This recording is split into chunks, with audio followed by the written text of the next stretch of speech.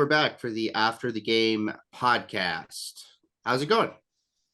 It's going good. It's going well. It was good. Excellent, excellent. So yeah, what'd you think? Did you like that one?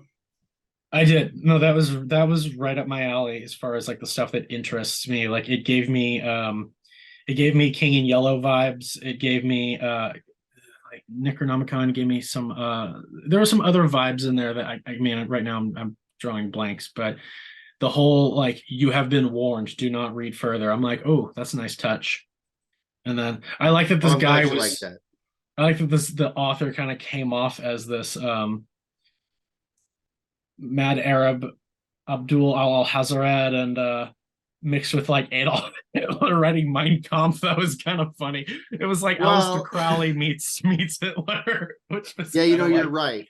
I You're love right. I Lovecraft. should I should have called it by writing struggle or something like Yeah, that. But it was just, I think the reference is obvious, anyone who knows. But H.P. it, Lovecraft was a pretty controversial guy, and he actually did say a positive thing about Hitler in a journal, and I thought like, whoa, that was nuts. no. Oh Yeah, wow. yeah, he did.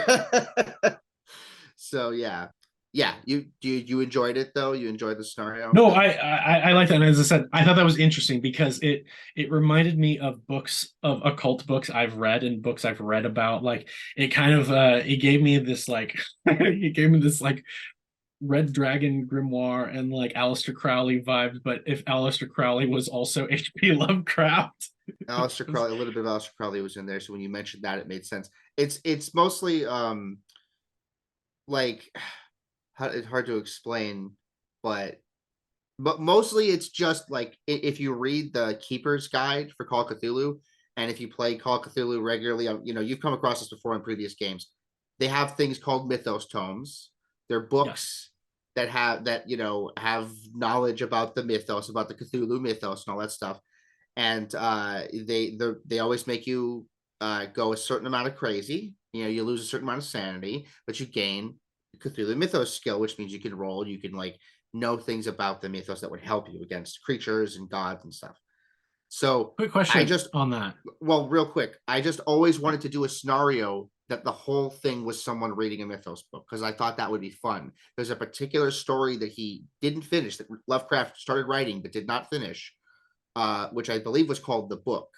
I know that the passages in the poem, because it ends up in his poem Fungi from Yugoth, they're called The Book, and it's the same story, but it's about someone who finds a book and it takes them to places and all this stuff. So yeah, so sorry, go ahead. I apologize. No, you're I good. apologize. No, you're good. I was gonna ask you, yeah, when you're doing point buy method, when I'm putting my skills in, remind Yeah, me, he used point buy method this time. can you put points into Cthulhu Mythos? No, it is You can't, unless right? the unless the keeper tells you that you can. You do not start a game with Cthulhu Mythos unless you're like a character from a previous game, you know. But it's intended to Yeah. be something that you acquire from contact with the mythos, with It's the darkness. it's kind of funny because yeah, I asked that because when I was putting this character together, I didn't know what the scenario would be about. I didn't know that it would actually this would be because this would be like one of the first games I played where you actually the mythos stuff comes up. And I Right. remember thinking, well, I put so much into my like my history, my library use, my occultism, like everything that might be specific to books, I was putting points. And I was like, should I put You did a points good in? job. Oh, thank you.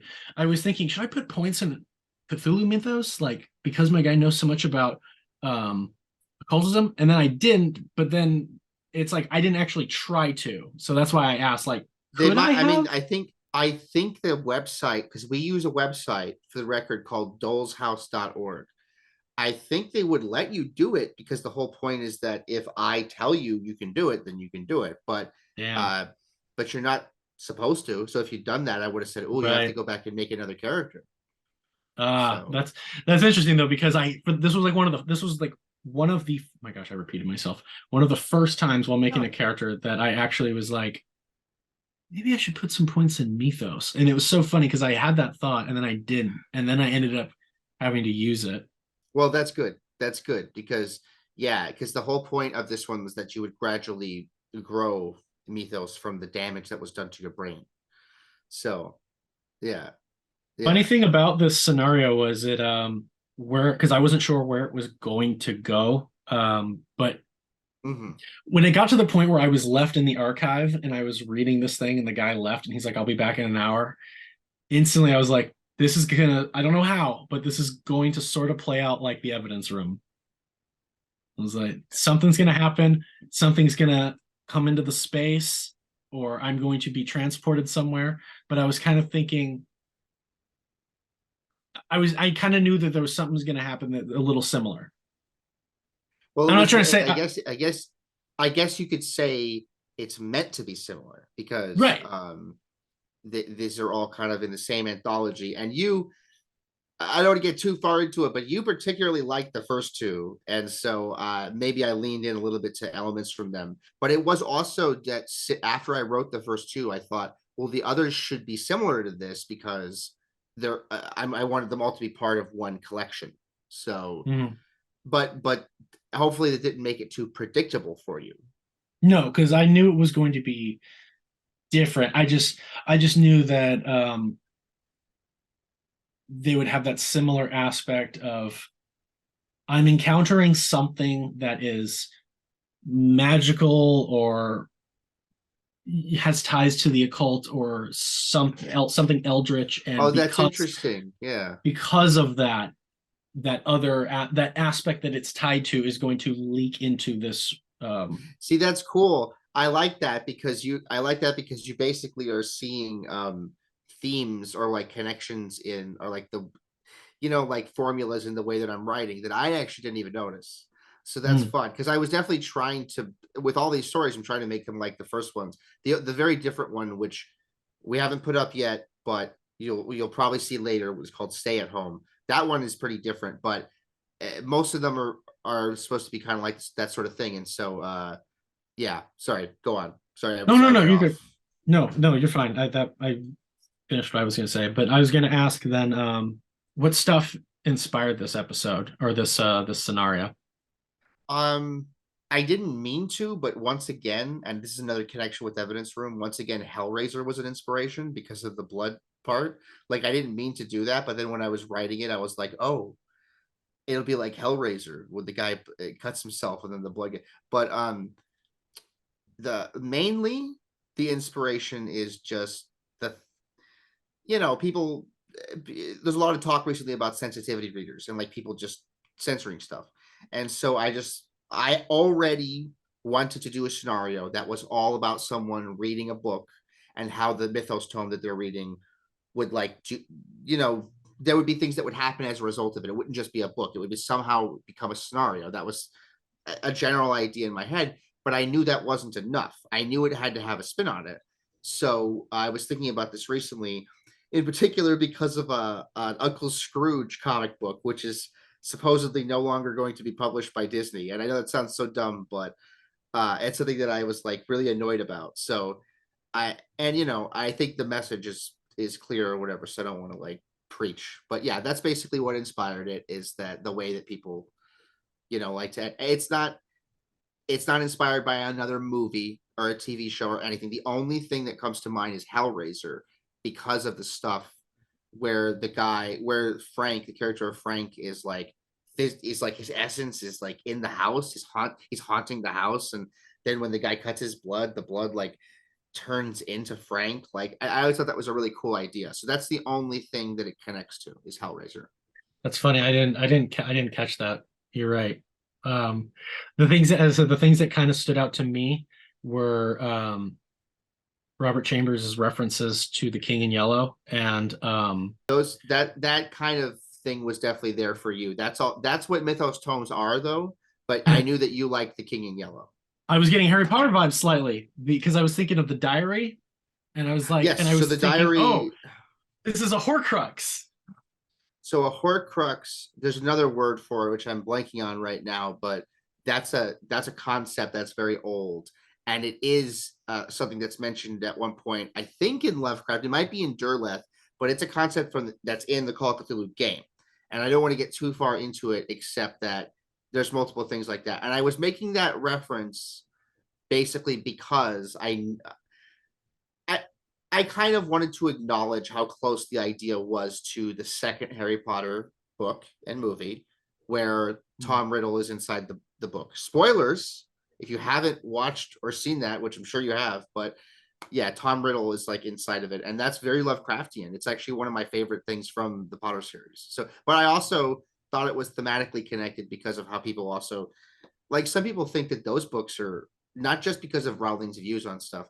Some people think those books are like awful and should be changed because they think there's like outdated views in the books, which maybe there are. I don't know, but yeah, so that's another reason. What might have happened differently in this scenario? Like, because there got to a point where I was kind of wasn't sure. Like, it kind of seemed clear to me that I wasn't meant to fight back, and I was meant You to could just win. You could have won. You could have right. won. No. I yeah. So, But it almost kind of felt like it. At a point, it almost kind of seemed like, okay, we'll roll for Mythos, and if it doesn't work, you'll get a penalty, but then you'll be able to roll again. If that doesn't work, you'll get another.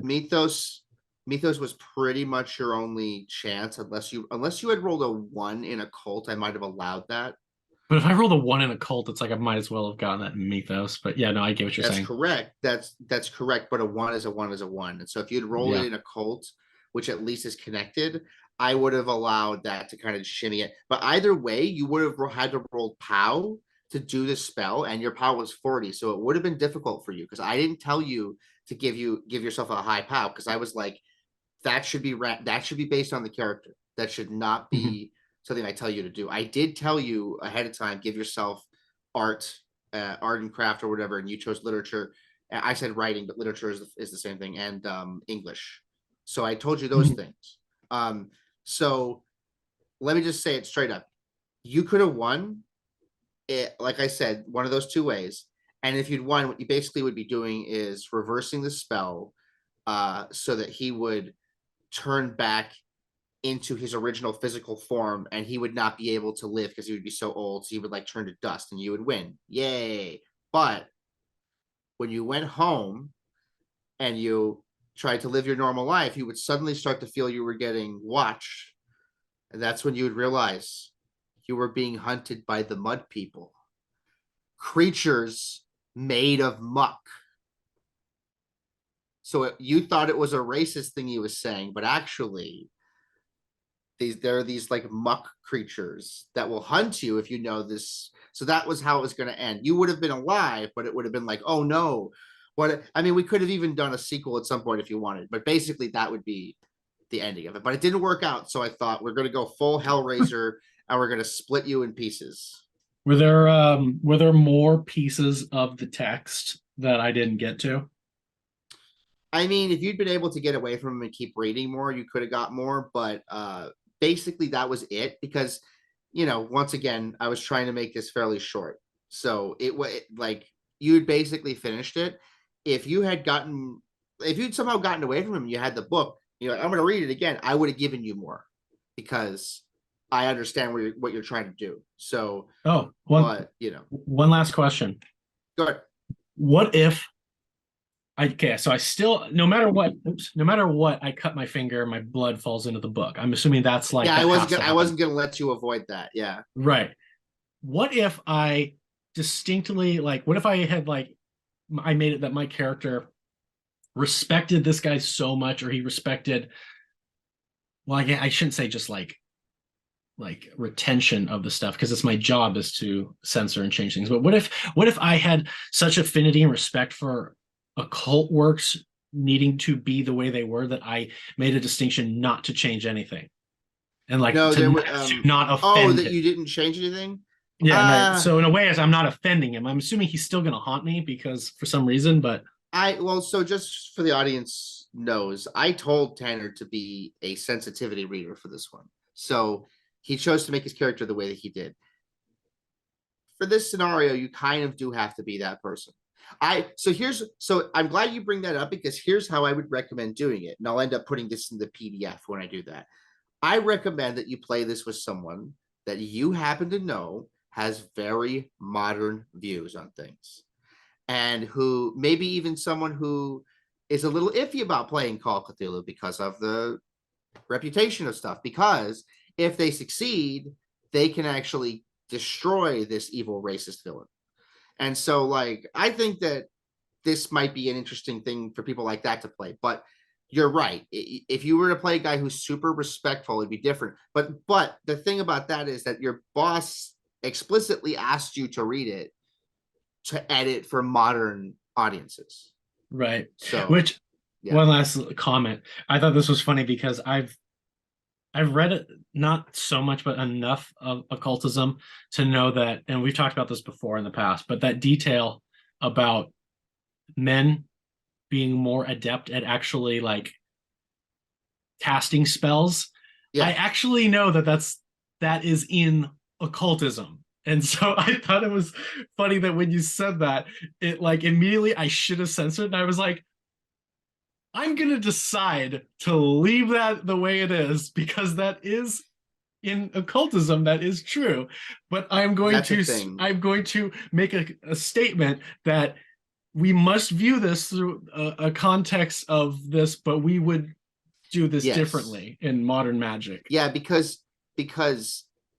I mean, to be fair, obviously the people writing these things are mostly men. So right. Well, yeah. Let's be fair about that. But here's the thing, that comes from Lovecraft, and I knew that it also wasn't real occultism because I knew a little bit about Aleister Crowley, and he talked about that too. So but that's in Lovecraft, and that will come up possibly in other scenarios, because I find that concept really interesting. Like I'll just tell the story really quick. I was doing a campaign once of Call of Cthulhu, and these guys showed up at a lodge, and they were supposed to try to join the lodge to infiltrate the group. But the women in the group weren't allowed in because they said this is only for men. And that was because it was a men's group, but it was also because of the magic thing. And they didn't, and they were like, what? They were really pissed off about that. But I thought it was fun because that meant they had to like sneak in somehow or something. Like, I don't know. But anyway, moving on. That's cool. That would be a fun one because you immediately have an obstacle that you have to overcome somehow. Right. I like this one. I enjoyed running it, and I hope that people take it in the spirit it's meant to be taken, which is like all in good fun, certainly not meant to be preachy or anything like that. And yeah, I hope people enjoy it as a little story, but also as a game. And yeah, I hope my voice did not make it unwatchable. I like that because I was really leaning into it, you know. No, I liked it. It's gonna be easier for me to listen to it because of that, frankly. So anyway, for Radio Cthulhu, I'm Nathan. I'm Tanner. Signing out.